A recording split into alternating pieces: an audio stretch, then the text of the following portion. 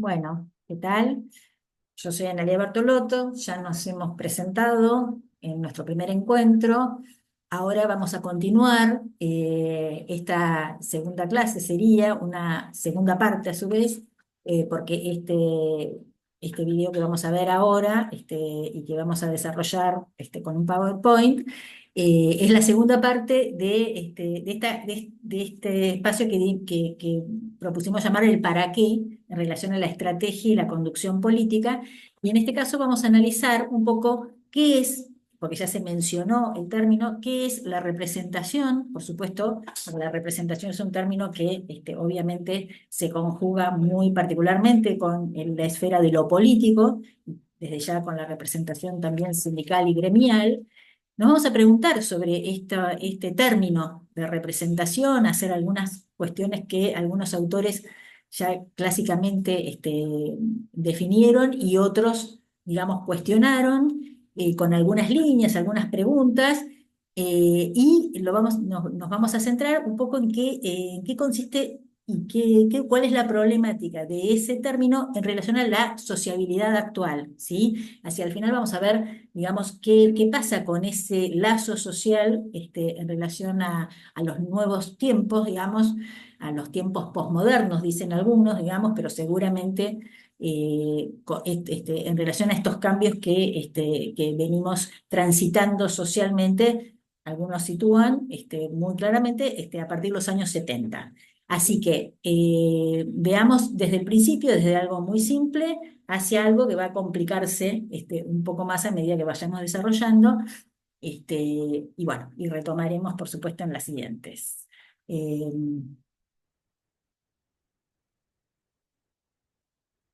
Bien, entonces el problema de la representación y la sociabilidad actual en la estrategia y conducción política. ¿Qué significa representar? Literalmente, representar, como la palabra lo indica, significa hacer presente aquello que está ausente. Hablar en lugar de otro sería, ¿sí? Esto es muy, digamos, claro y pertinente en el espacio de la política, y reflejar una realidad que no es exactamente lo mismo, y vamos a ver qué cosas allí se pueden ir, digamos, interfiriendo en esa relación. Para que algo represente otra cosa, por supuesto que no debe ser igual, porque si no estaríamos hablando de una identidad y no de una representación, y ahí está una de las cuestiones muy importantes: en qué medida el que representa se parece, digamos, comparte, podríamos decir en este sentido, en términos políticos, comparte las mismas ideas, los mismos intereses de aquellos que son representados, ¿sí?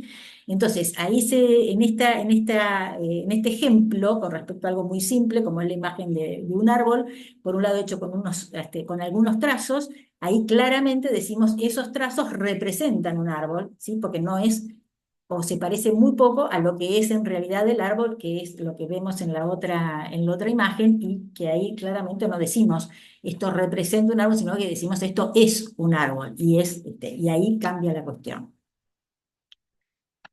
La representación política y la representatividad. A qué se refieren ciertos autores cuando se habla de este tema de la representatividad? Y otra vez, entonces, hay cosas que confluyen en esta relación. Si decimos que A es diferente a B, en caso contrario dijimos habría identidad si no fueran diferentes.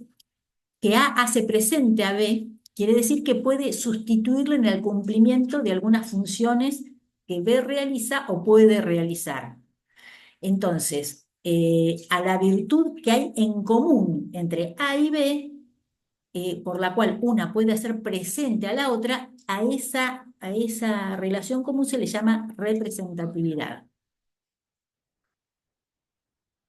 Vamos directamente a algunas definiciones justamente que tienen que ver con pensar este problema de la representación. Y bueno, vamos a ir de un extremo al otro, y con un autor que es fue un politólogo británico, un autor clásico de estos temas, ¿Qué nos dice? Que al analizar el grupo de seguidores de los dictadores fascistas, era la época en que había mucha preocupación sobre justamente estos movimientos fascistas de la primera parte del siglo XX.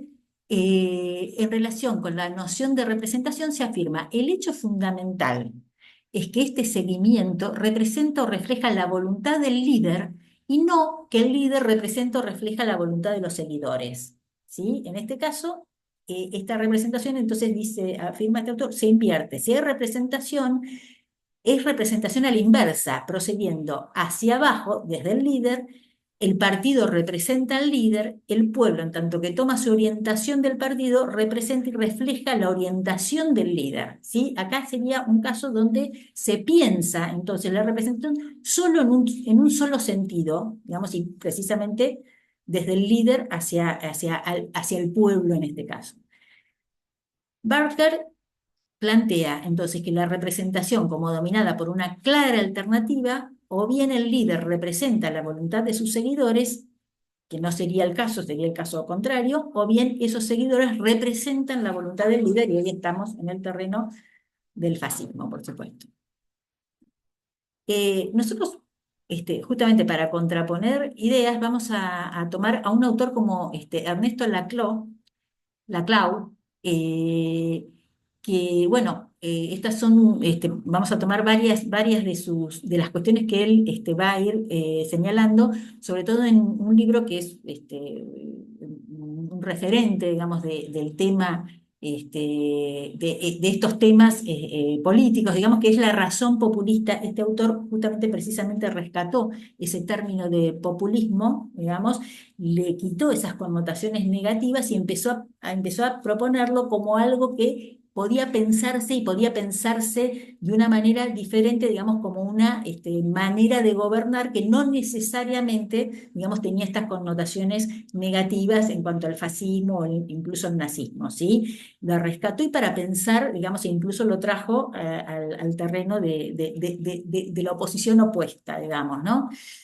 Y con respecto a la representación, entonces va a plantear que la función del representante, dice, no es simplemente transmitir la voluntad de aquellos a quienes representa, sino dar credibilidad a esa voluntad en un milieu es lugar, diferente de aquel en el que esta última fuera originariamente constituida, porque obviamente, como dijimos al principio, hay una diferencia entre quien representa, ¿no? El representante y el representado, ¿sí?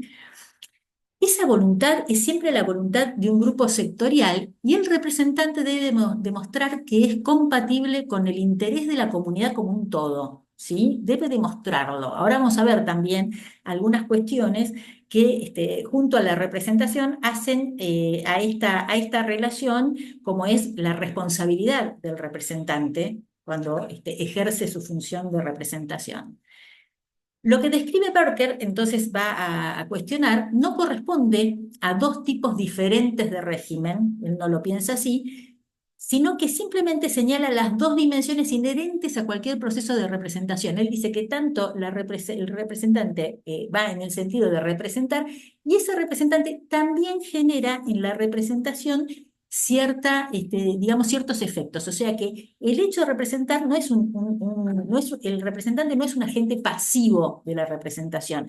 Muchas veces, precisamente, y va a tener que ver con la noción que él nos va a proponer, como la noción de pueblo, cómo se constituye, ¿sí? Un pueblo, por digamos, cómo podemos definir ese proceso de constitución de un pueblo, y dice que muchas veces justamente ese es el representante el que genera, digamos, el que puede generar, ¿sí? Esa, digamos, amalgama de intereses comunes que luego se transforman, digamos, y que se pueden definir como pueblo. Ahora vamos a ir de a poco a esas nociones.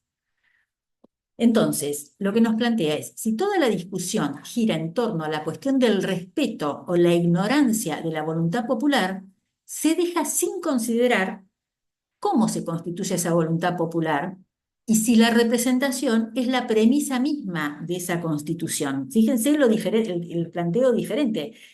este autor precisamente no está pensando que hay un pueblo y luego viene un representante a llevar esa voz cantante, digamos, del pueblo, sino que hay una relación entre el representante y representado que forman parte de esa constitución.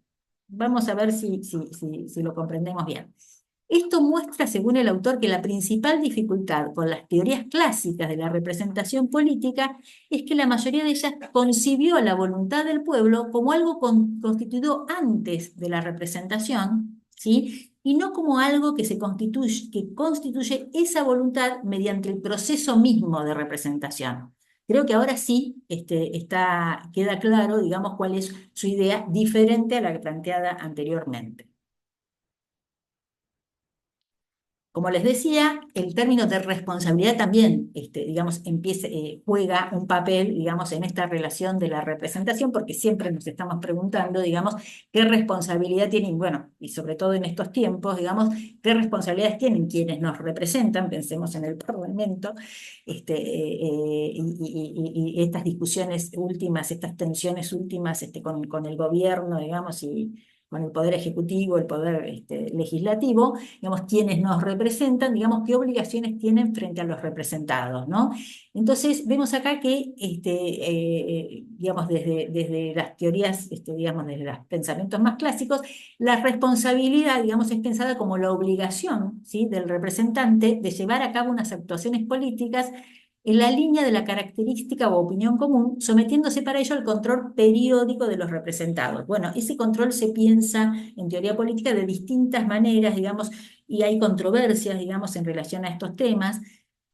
Nosotros vamos a concluir, digamos, con estas líneas, digamos, pinceladas que damos al tema, porque por supuesto ustedes van a tener toda la bibliografía para seguir profundizándola, pero la pregunta que nos va a seguir repicando, digamos, en relación a estos temas es si hay similitud, si hay representatividad entre los rasgos que definen representantes y representados, nos vamos a preguntar siempre si ellos actuarán siempre en defensa de los intereses de sus iguales, digamos, o de sus casi iguales, ya podemos decir, que son los representados. Sí, justamente ahí siempre va a haber alguna diferencia, como dijimos desde el comienzo, entre el representante y sus representados, y cómo se va a jugar y qué responsabilidad tiene. Por eso vamos a dejar por el momento este tema y vamos a ir a otro autor, bueno, un autor ya también clásico, digamos, como es Sigmund Freud. ¿Por qué? Porque Ernesto Laclau, en su libro, se refiere muy particularmente y muy especialmente y profundiza, digamos, y toma y retoma la teoría que plantea Freud en su escrito Psicología de las masas y análisis del yo. Freud, por supuesto, siempre, también preocupado y además padeciendo en carne propia, digamos, lo que fue el régimen nazi, digamos, fue un exiliado de ese régimen y muy preocupado por cómo se constituía precisamente esto que dijimos de entrada, ¿no? Cómo se constituía esa masa, digamos, que va a acompañar, digamos, y en el caso del fascismo, del nazismo, va a someterse, digamos, a la voluntad de un líder y no lo contrario, digamos, ¿no? Para eso vamos a volver a las cuestiones básicas, ¿no? Freud nos dice, ¿no?, en la vida anímica del individuo, el otro cuenta, ¿sí? Pero fíjense en qué pocos términos lo define, con total regularidad, dice como modelo, como objeto, como auxiliar y como enemigo. Fíjense que no hay más posibilidades, no hay más chances, digamos, de este lugar del otro para el sujeto, y por eso desde el comienzo mismo, bueno, por supuesto, los que alguna vez, digamos, o los que piensan que el psicoanálisis o que Freud no pensó las cuestiones sociales, precisamente acá se desmiente, digamos, porque él mismo plantea que la psicología individual, a la que solemos pensar siempre en esos términos, también, dice él, es una psicología social. No, obviamente lo que quiere decir es que no se puede pensar al individuo si no está sujeto de alguna manera al otro o a los otros, ¿sí? La psicología de las masas nos va a decir, por otra parte, trata al individuo como miembro de un linaje, de un pueblo, de una casta, de un estamento, de una institución o como integrante de una multitud organizada en forma de masa durante cierto lapso y para determinado fin. Acá en este texto, Freud va a hablar de las distintas formas, digamos, de las distintas características que adoptan las masas y nos va a hablar de masas que se conforman de una manera, digamos, no permanente y otras masas que son organizadas. No nos vamos, que son las organizadas, digamos, que son las institucionalizadas, digamos. No nos vamos a meter en cada una de esas cuestiones, pero sí nos vamos a meter en lo que él propone, como de qué manera se constituye, digamos, cuáles son los mecanismos que están en juego en la constitución de los lazos de la masa, porque nos va a dar algunas pautas y es en lo que se va a basar después la Clau para también desarrollar su propia teoría. Y acá está, bueno, acá se ve, hay un error evidentemente en la diapositiva, se ve muy chiquito, pero bueno, si no, seguramente lo alcanzarán a leer.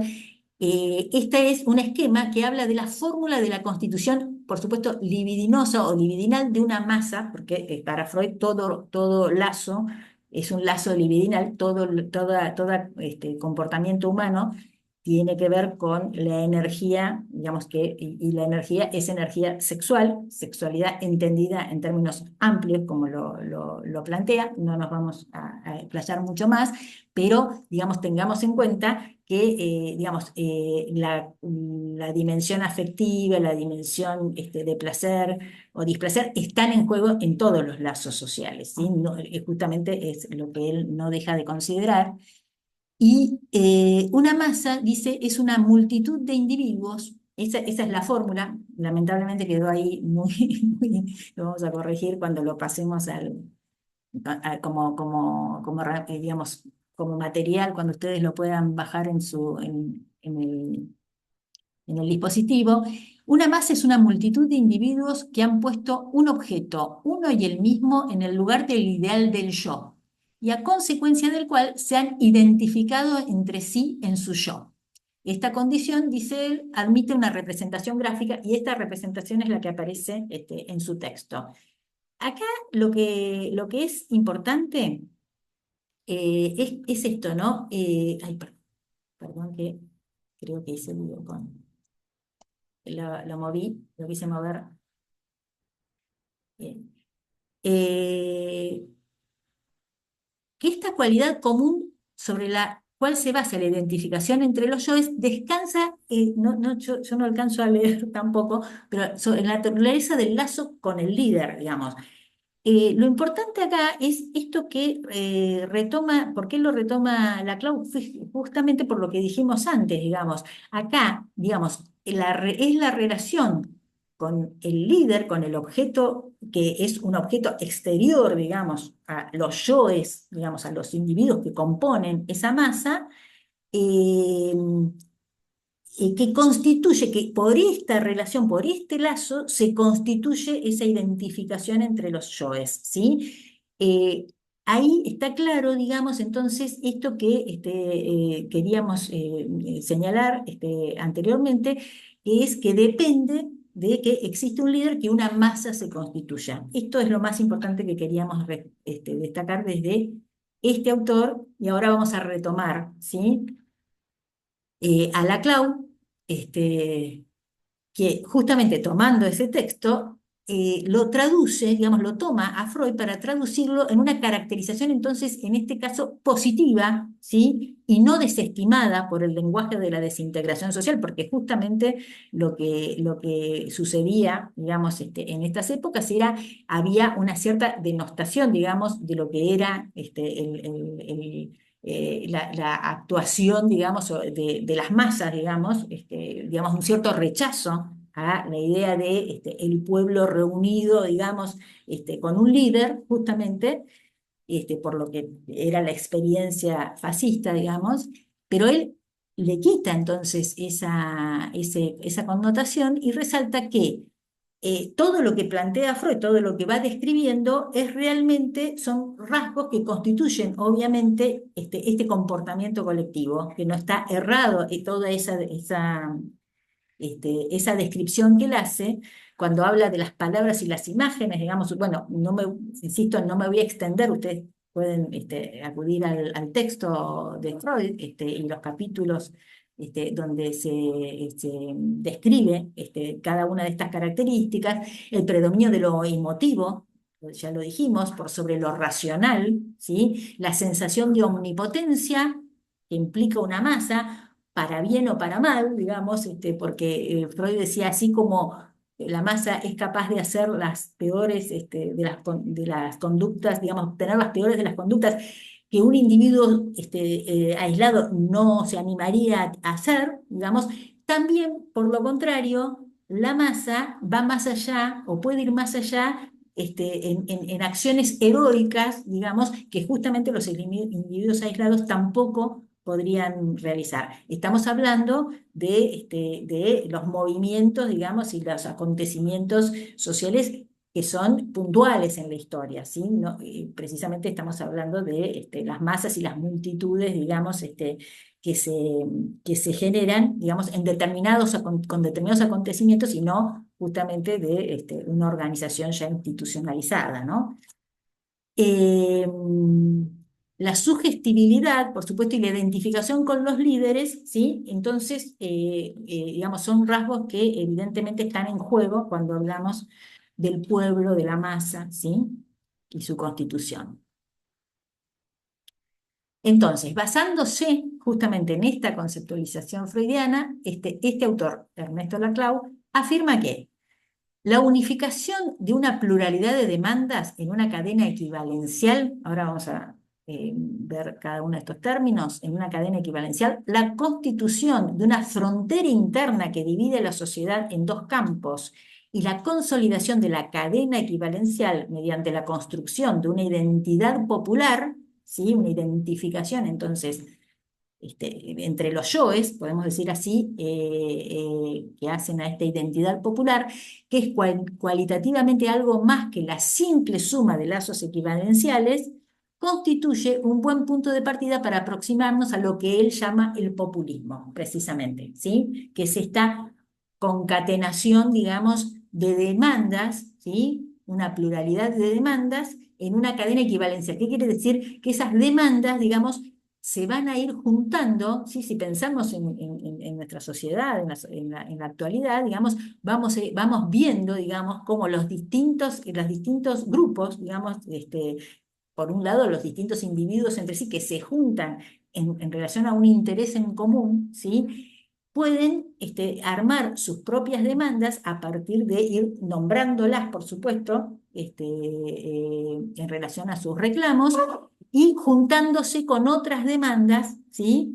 Que en algún sentido son equivalentes, no idénticas, precisamente no hay una identidad, sino una equivalencia. Quiere decir que hay algo que comparte y algo que no, algo que quedará excluido, ¿sí? Pero, digamos, hay una identificación desde lo que se comparte, ¿sí? Y en relación siempre a algo a lo que se oponen. Vamos a ver. Este es el esquema que plantea Laclau para entender esto que acabamos de describir, ¿no? Esta pluralidad de vínculos, dice, se torna una singularidad a través de su condensación alrededor de una identidad popular, ¿sí? Ahí él va a explicar, va a dar, digamos, muchas explicaciones, el libro es extenso, digamos, en esto, pero nos interesa rescatar esto, ¿no?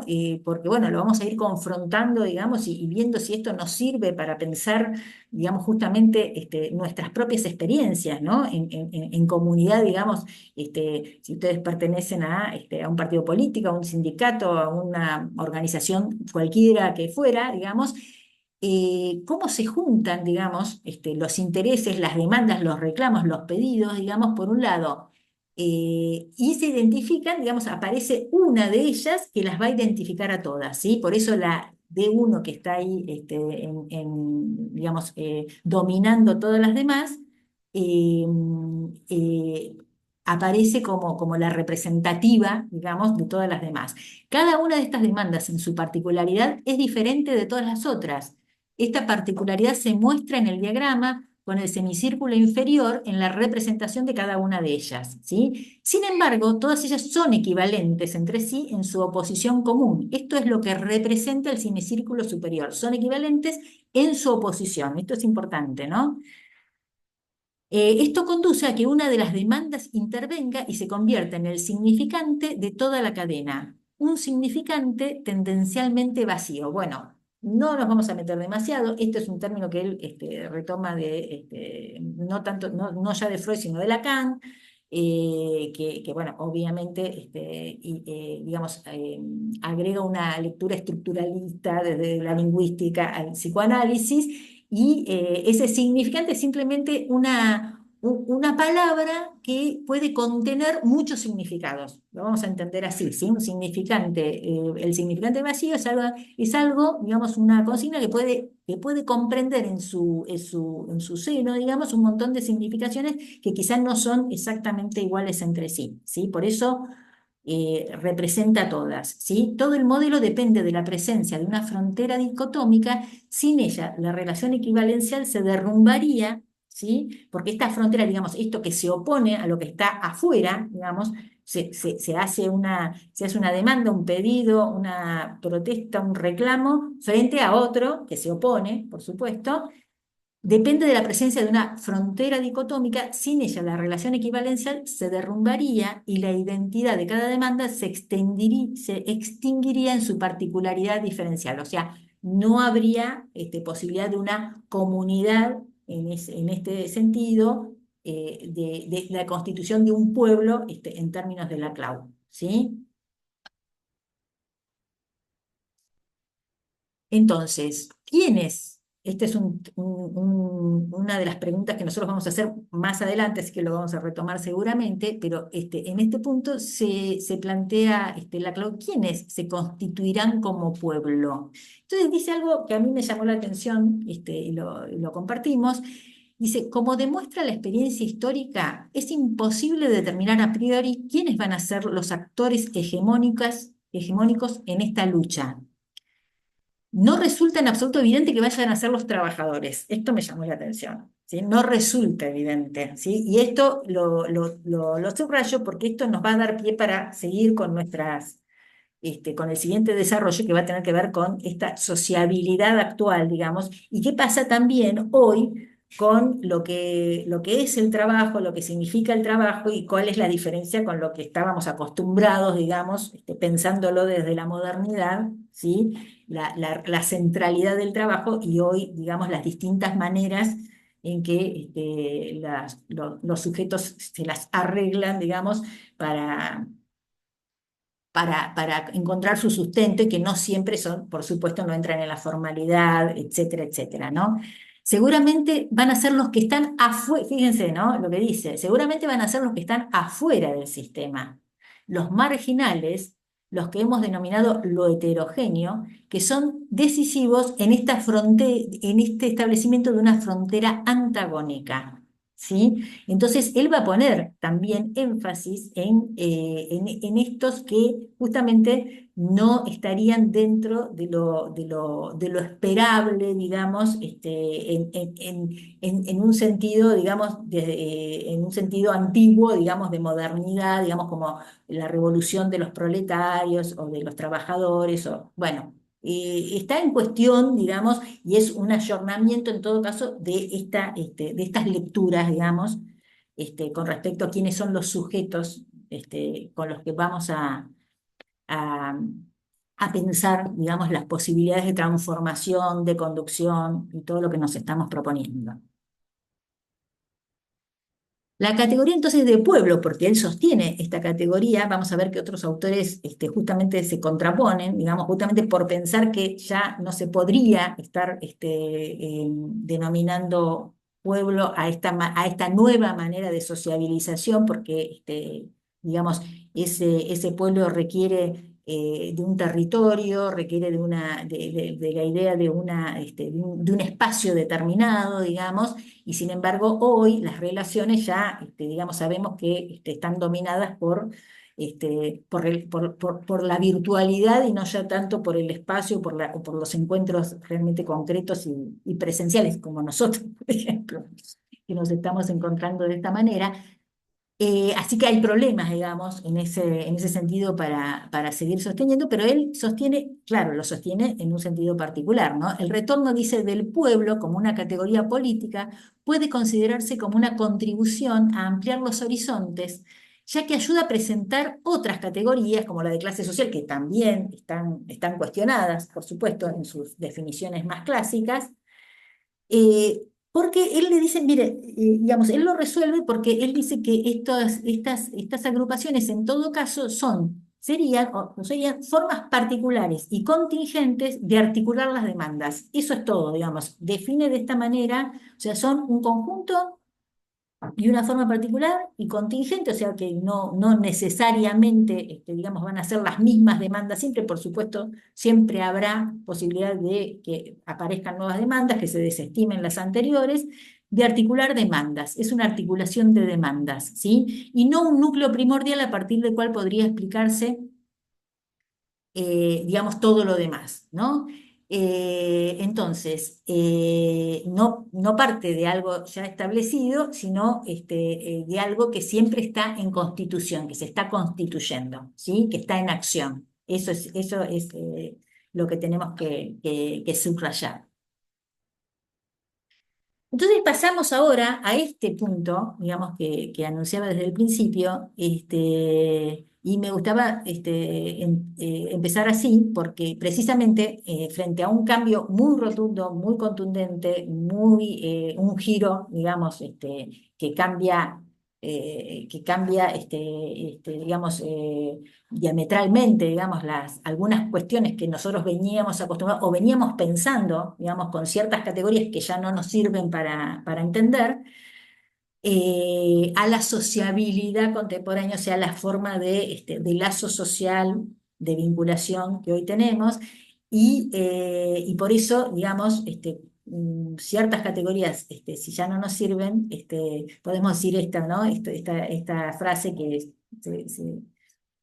se la adjudicó a distintos autores, pero que nos interesa, que dice, cuando teníamos todas las respuestas, nos cambiaron las preguntas. ¿Sí? ¿Qué quiere decir? Que hoy ya no podemos pensar con las mismas categorías que pensábamos los que no somos de... Seguimos perteneciendo a esta época, pero nos hemos formado con autores y con pensamientos de épocas anteriores y hoy no nos podemos explicar ciertas cuestiones que nos suceden como sociedad, ¿sí? Bueno, ni hablar de lo que estamos viviendo en este momento, que yo creo que justamente esto nos sirve para repensar. Entonces, en esto hay coincidencia, sobre todo de autores obviamente muy contemporáneos, muy de nuestra época, digamos, que aún están vivos, algunos lamentablemente no, como ya los voy a nombrar, pero que han pensado y se han adelantado incluso a nuestras épocas, es esta mutación radical de las lógicas y modalidades del vínculo humano digamos, que podemos mencionar que ya no se trata, ¿no? De un cambio en las, digamos, que no es solamente un cambio de juego, digamos, en las relaciones, sino que es un cambio en las reglas del juego, que es mucho más profundo, ¿sí? Entonces, la idea es esta, ¿no? Que partiremos de la hipótesis de que al menos, o sea, una hipótesis porque obviamente alguien podría, digamos, hacer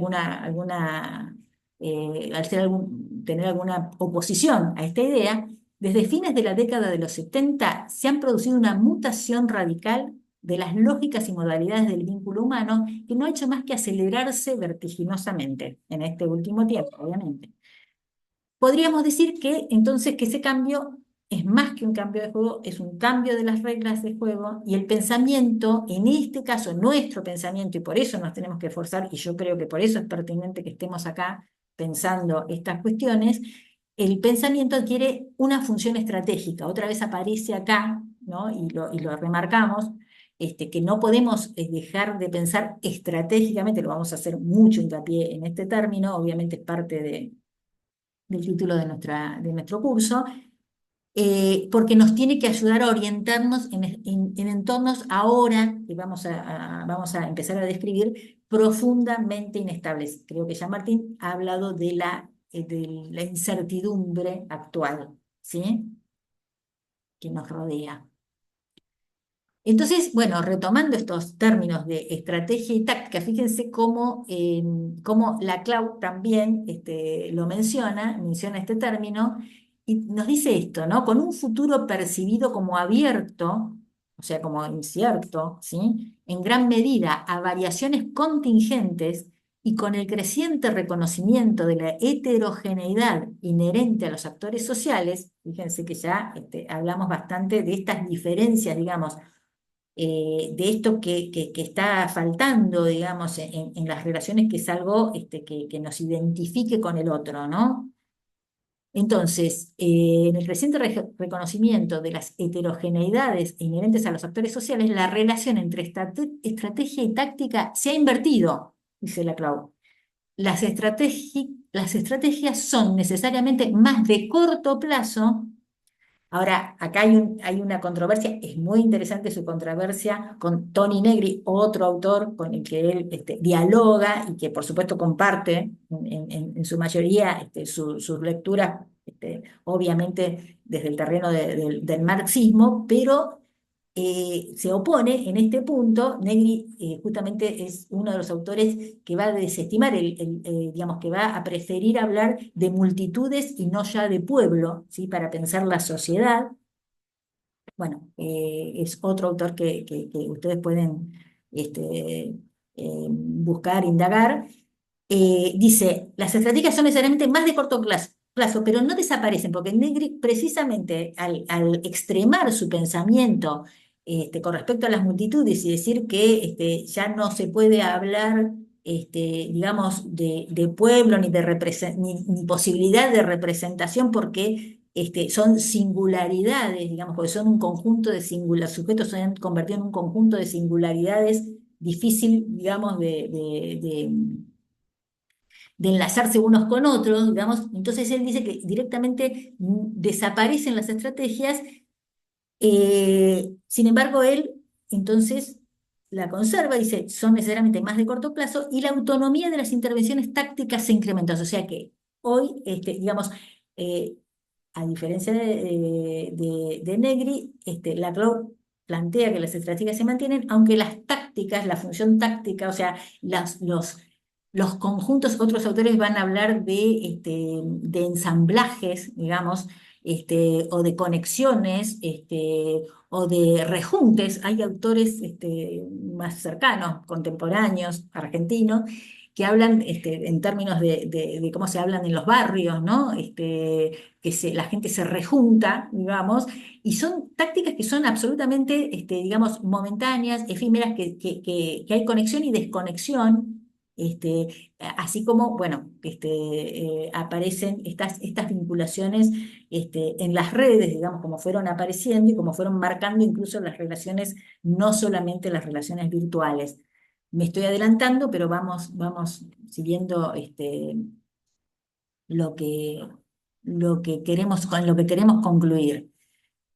Entonces, para saber, bueno, y para ahondar más, a mí se me había ocurrido, y lo van a tener como material en la página, que es algo que pueden ampliar, digamos, con este videíto, si quieren ver un poco más de cómo era, digamos, aquella sociedad que está cambiando, aquello que llamamos estado de bienestar o keynesianismo, digamos, las ideas de Keynes. Bueno, para entender cuáles son las ideas de este autor, pueden apelar a este link y a este video, porque lo que quiero mostrarles es que para estos autores y para la Clau, que también lo viene anticipando, hay una lógica hay una lógica que se termina, ¿sí?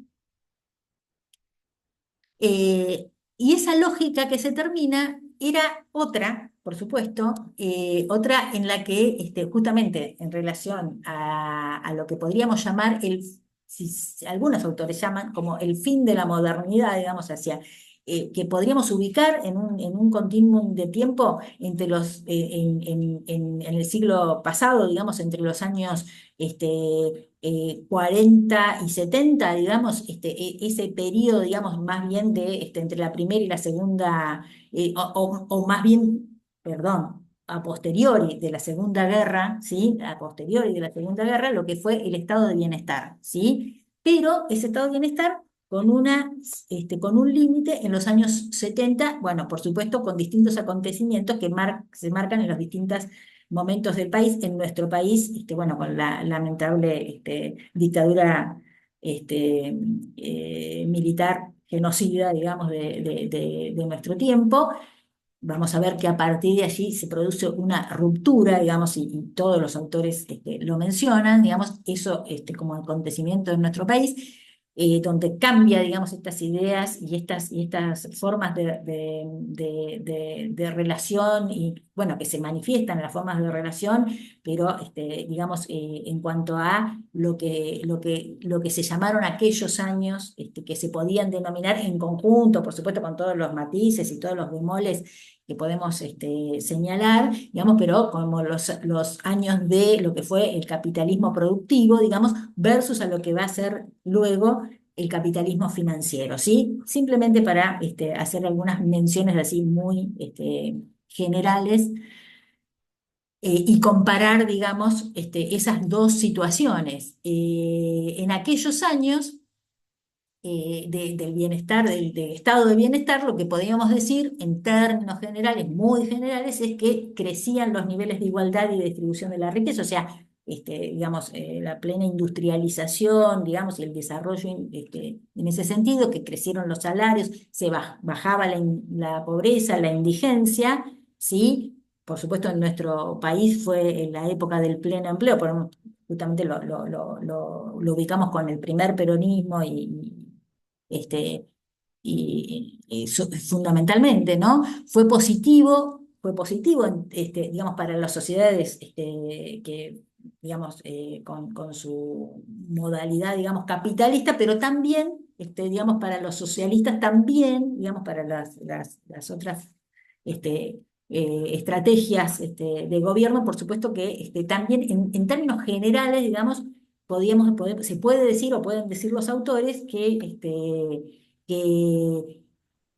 digamos, que había un cierto nivel, digamos, bueno, fundamentalmente de una mayor riqueza y una menor pobreza, ¿sí? O sea, o un incremento de la riqueza en detrimento de la pobreza. En aquella sociedad que se llama, digamos, se dará en llamar la sociedad disciplinaria, esto es en términos Foucaultianos, ¿sí? Justamente la vida, podríamos decir, transcurre, ¿sí? En la institución, ¿sí?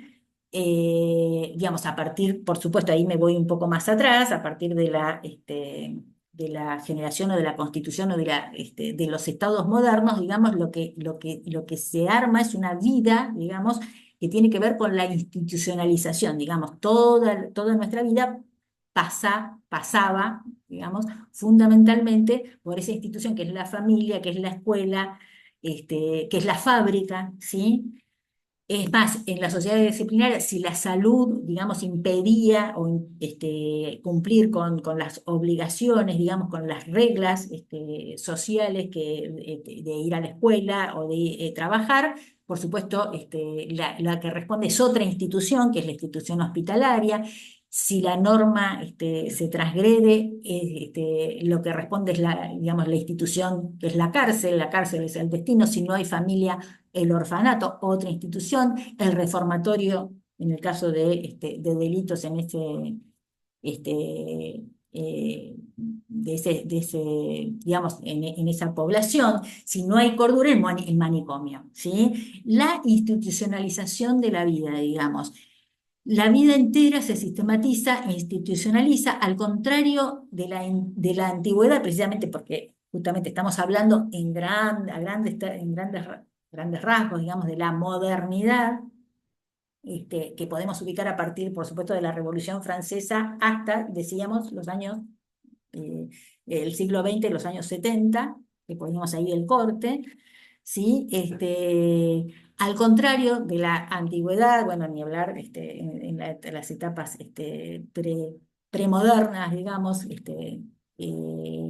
donde, digamos, de lo que se trataba era dice, esto son términos de Foucault, ¿no? Se trataba de hacer morir, o sea, de lo que se preocupaban era de mostrar con castigos ejemplares, digamos, cómo, digamos, cuál era el destino de lo que transgredía, se transgredía a nivel de la organización del feudalismo, del patriarcado, de esas épocas, ¿sí?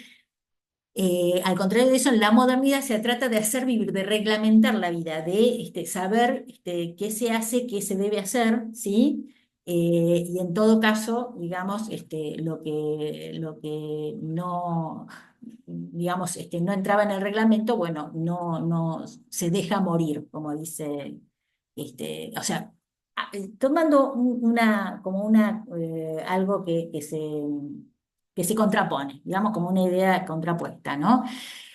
En nuestro país, esa realidad de la institucionalización de la vida, y del orden y demás, se puede resumir con esta frase, bueno, muy, digamos, atribuida al peronismo, que es de casa al trabajo, del trabajo a casa, ¿no? Como un precepto de vida, digamos, que se debía realizar. Todo ordenado, todo institucionalizado. Podemos decir así como un extremo, digamos.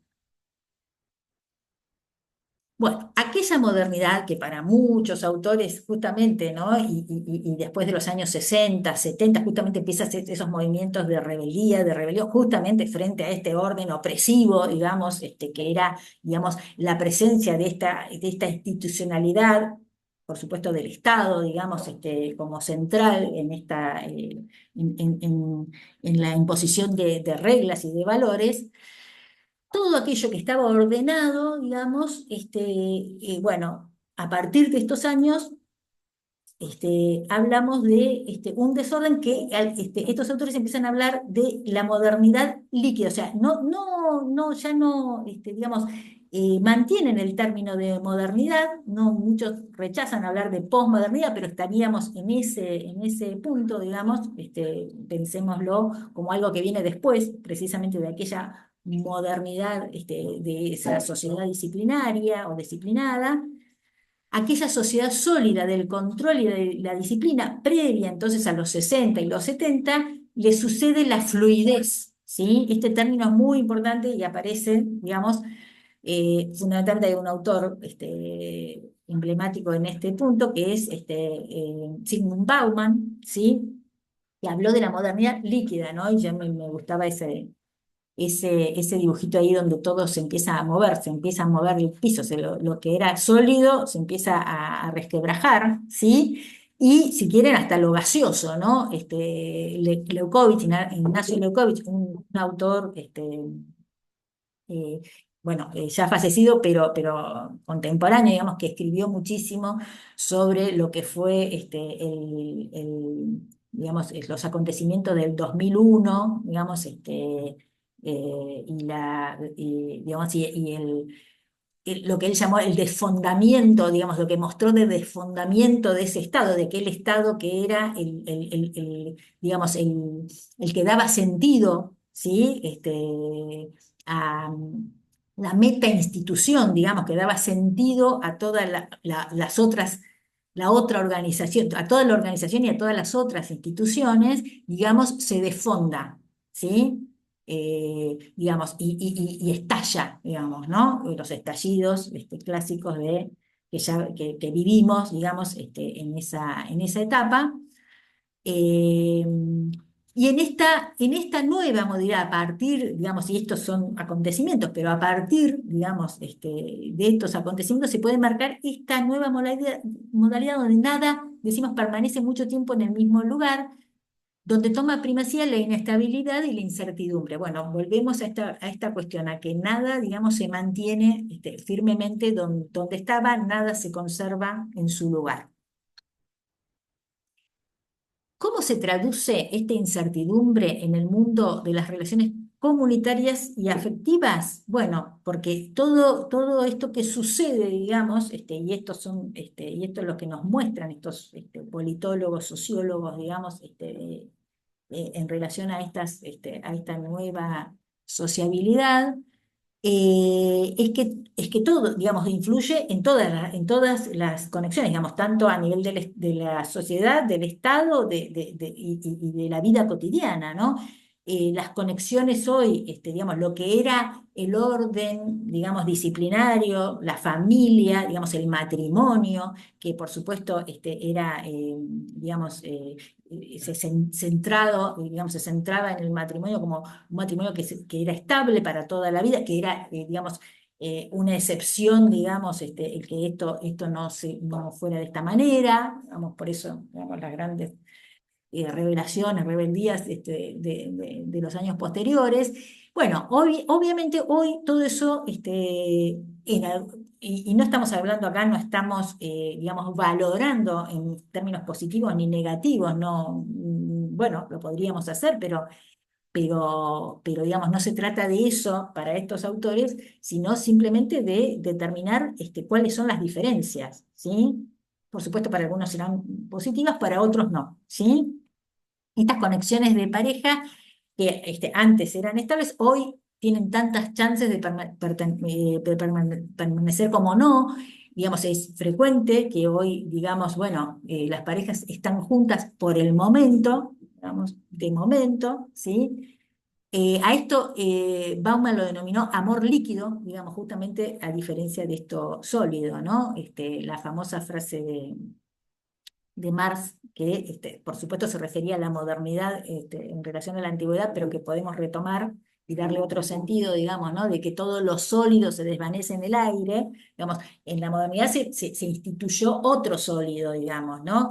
Antes eran los señores feudales y la gleba, digamos, los servos de la gleba, digamos, y toda esa organización, digamos, luego la organización de los estados modernos, digamos, rompe, por supuesto, con las monarquías, la forma de representar, digamos, la voluntad popular, cambia a través del armado de las repúblicas y el nuevo funcionamiento, pero eso, digamos, hoy, en parte se mantiene y en parte se ha resquebrajado, y ahí estamos, ¿no? Estamos así en una línea muy sintética de cambios, y eso repercute y se refleja en todas las dimensiones y también en las relaciones afectivas. Entonces, hablamos de amor líquido, los contactos son intermitentes, inconsecuentes, digamos, no hay mayor, hoy se habla ya no hay compromisos, ¿sí?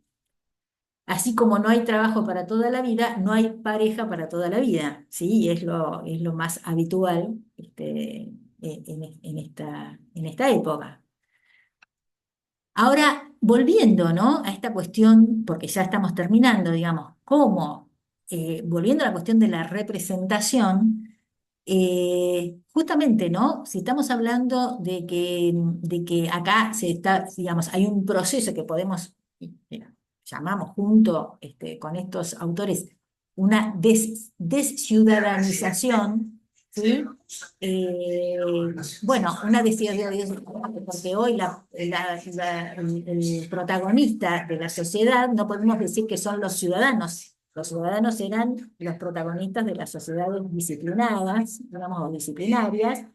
Hoy hablamos de que los que, digamos, nos hemos convertido, hemos pasado de ciudadanos con derechos, digamos, a consumidores, a ser tratados, digamos, desde estas lógicas, de estas nuevas lógicas, de estas nuevas maneras de socialización, digamos, a ser o consumidores o espectadores, si pensamos en el plano también de las pantallas, de las redes, ¿sí? Somos meros, hoy somos, digamos, vivimos más como consumidores y como espectadores que como ciudadanos, y lo digo en relación digamos, a este resquebrajamiento que vamos sintiendo en la pérdida de derechos ciudadanos, ¿no? Entonces, con este proceso de desciudadanización cae la ficción, entonces, la ficción que era una ficción en el sentido pero una ficción no deja de ser sólida, digamos, porque sabemos que obviamente tenía ya sus grietas, ¿no? Y su posibilidad de derrumbe, digamos, cae la ficción de la representación, o al menos, decimos nosotros, no podría pensarse igual, ¿sí? Esto es lo que estamos tratando de transmitir. Entonces, autores como, y los menciono así porque son algunos, incluso algunos, habría más acá para sumar, como Bruno Latour, que habla del actor red, digamos, esta cuestión de las redes, hoy las redes, digamos, como idea, digamos, han suplantado lo que era la antigua estructura, digamos, social, ¿no? Las redes que implican estas conexiones y desconexiones, insisto mucho con este término, ¿no? Porque la conexión es mucho menos fuerte que un vínculo o que una relación. Bruno Latour, Zygmunt Bauman, Toni Negri, Giorgio Agamben, Ignacio Leukovich, lo recomiendo muy particularmente. Tiene un libro que se llama Pensar sin Estado, lo voy a agregar también en la bibliografía. Pueden leer algunos artículos o todos. Nos ayudan entonces a pensar a esta sociedad, no entonces, como decía, como una estructura estable, a donde cada elemento conserva su lugar o debe conservarlo y su distancia con los demás, sino como un proceso que se constituye en cada acto. Acá volvemos a esta cuestión, ¿sí? Que podemos llamar en la contingencia del momento, ¿sí? Se constituye en cada acto y puede desvanecerse para volverse a conectar. Hoy lo tenemos que pensar necesariamente de esta manera, ¿sí? No en términos negativos, tampoco en términos muy optimistas, no hace falta, digamos, hacer ningún énfasis en ninguno de los dos, sí pensar que estas diferencias, esto que hace, digamos, a un lazo que ya no es estable como podía ser esperable, digamos, en otro momento, no es por donde la esperamos, que pueda venir, digamos, el reclamo o la protesta. Justamente esto nos ayuda a repensar el porqué de esto. Y voy a terminar con estas últimas diapositivas. ¿Cómo puede gobernarse hoy la multitud? En esta nueva sociedad, entonces, líquida, los vínculos hay que pensarlos como conexiones, que a diferencia de las relaciones estructuradas de la modernidad sólida, podemos hacer, deshacer, desconectar, esto es lo que venía diciendo, la cultura de la cancelación, bueno, lo menciono y nada más. Traje también acá esta frase de Lacan.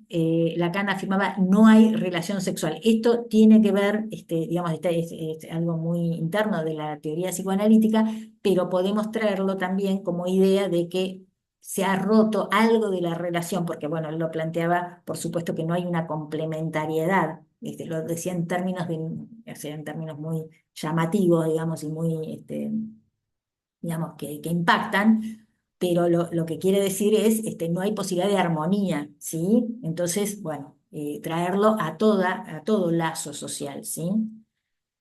Y esta sí es la última, digamos, que quise también, lo mencioné al principio también, estos dos autores que son Gago y Bartolota, que son dos jóvenes sociólogos que han escrito un libro que se puede bajar fácilmente, está en internet, digamos, accesible.